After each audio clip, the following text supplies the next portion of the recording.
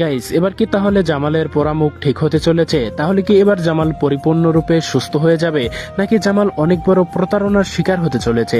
কারণ আমরা জানি যে মরিয়মের বাবা এবং জামালের সৎমা মিলে বৎসরত জামালের কাছ থেকে কিন্তু অনেক বড় একটা অ্যামাউন্টের টাকা মেরে দিবে বলে তাকে এই প্লাস্টিক সার্জারি করার জন্য উৎসাহিত করা হয়েছে। শেষ পর্যন্ত তো আমরা দেখতেই পেলাম যে জামালকে নিয়ে ঢাকাতে গিয়েছে ট্রিটমেন্ট করার জন্য। গাইস, কি হতে চলেছে বৎসরত নাটকের আগামী 14 নম্বর পর্বে বা বৎসরত নাটকের আগামী 14 নম্বর পর্বটি সবার আগে কিভাবে দেখতে পারবেন, এই সমস্ত বিষয় জানতে পারবেন আমাদের আজকের এই রিভিউ ভিডিওটির মাধ্যমে। তাই গাইস, রিকোয়েস্ট করব আজকের ভিডিও একটুও না টেনে সম্পূর্ণ ভিডিওটি দেখতে থাকুন। আর হে গাইস, কে কোন জেলা থেকে আমাদের এই ভিডিওটি দেখছেন অবশ্যই কিন্তু কমেন্ট করে জানিয়ে দিতে ভুলবেন না। আর চ্যানেলটি তো সাবস্ক্রাইব করতে ভুলবেনই না, কারণ আমাদের এই চ্যানেলেই সবার আগে সকল নাটকের এমনকি বৎসরত নাটকের আপডেট সবার আগে পেয়ে যাবেন। গাইস, ইতিমধ্যে তো আমরা 13 নম্বর পর্বটি দেখা শেষ করে ফেলেছি। 13 নম্বর পর্বে কিন্তু আমরা দেখতে পেয়েছি যে মায়াকে কিন্তু জামালের বাড়িতে কোনো মতেই কিন্তু কোনোভাবেই কিন্তু জায়গা দিচ্ছে না। জামাল কিন্তু মায়াকে বলছিল, মায়া আমি আসার একদিন আগে তুমি সেই বাড়িতে উপস্থিত থাকবে, আমি এসেই যেন তোমাকে দেখতে পাই। সেই কথা রাখতেই কিন্তু আমরা দেখতে পেয়েছিলাম মায়া কিন্তু সেই বাড়িতে গিয়েছিল, কিন্তু তাকে ধুর করে তাড়িয়ে দিয়েছে। অন্যদিকে কিন্তু আমরা দেখতে পেয়েছি যে মরিয়মের বাবা মরিয়মকে কিন্তু ফোন করে বলছে যে মরিয়ম, তুই জামালের চেকবুকটা নিয়ে তাড়াতাড়ি এই রাস্তার এখানে দিয়ে যা, আমি জামালকে নিয়ে ঢাকাতে যাচ্ছি।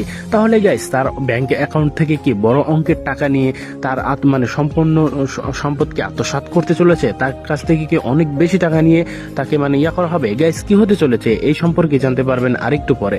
গাইস, অন্যদিকে কিন্তু আমরা আরো দেখতে পেয়েছি মায়া যখন জামালের জন্য অপেক্ষা করছিল, জামাল তো এখনো আসছে না কেন সেটা দেখার জন্য। আমরা কিন্তু দেখতে পেয়েছি যখন মায়া তো পরবর্তীতে কিন্তু আমরা দেখতে পেয়েছি যে মায়া জামালের ফোন দেয়, কিন্তু মায়া জামালের ফোন দিয়েও কিন্তু জামালকে পায় না। কারণ আমরা দেখতে পেয়েছি জামালের ফোন ছিল কিন্তু মরিয়মের বাবার হাতে। তখন মরিয়মের বাবা কিন্তু ফোন ধরে বলে, বৌমা আমি তোমাকে 2 দিন পরে নিয়ে আসবো। অন্যদিকে কিন্তু জামাল কিন্তু মরিয়মের বাবাকে বলেছিল যে আমি যেখানে যাই কেন আমার সাথে কিন্তু মায়াকে নিয়ে আসবেন 2 দিন পরে হলেও, 2 দিন পরে নিয়ে আসার কথা বলেছিল।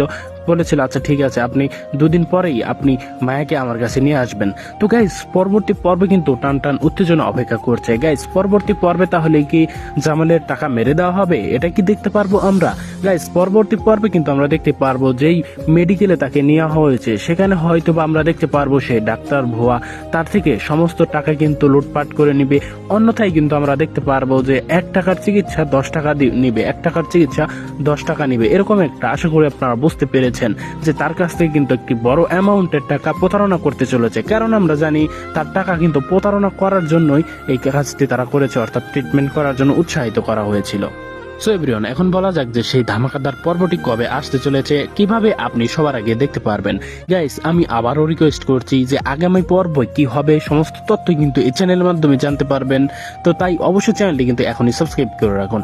গাইস, আগামী পর্বটি আপনারা দেখতে পারবেন আগামী মঙ্গলবার দিন ঠিক দুপুর 3টার সময়। গাইস, আশা করি বুঝতে পেরেছেন যে পরবর্তী পর্বে কি ঘটতে চলেছে। পরবর্তী পর্বে জামালের টাকা আত্মসাৎ করা হবে কিনা, আশা করছি আজকের এই রিভিউ ভিডিওটির মাধ্যমে আপনারা এই সমস্ত সকল তথ্যই জেনে গিয়েছেন। তাই গাইস, রিকোয়েস্ট করব বৎসরত নাটকের প্রতিটি পর্বের আপডেট বা প্রতিটি পর্বের রিভিউ সবার আগে জানতে হলে অবশ্যই আমাদের চ্যানেলটি আপনাকে সাবস্ক্রাইব করে রাখতে হবে। তাই গাইস, রিকোয়েস্ট করব চ্যানেলটি এখনই সাবস্ক্রাইব করে কমেন্ট করে জানিয়ে দিতে ভুলবেন না যে আপনারা এই ভিডিওটি কোন জেলা থেকে দেখলেন, আপনার নাম কি। তো দেখা হবে খুব শীঘ্রই নতুন কোনো ভিডিওতে।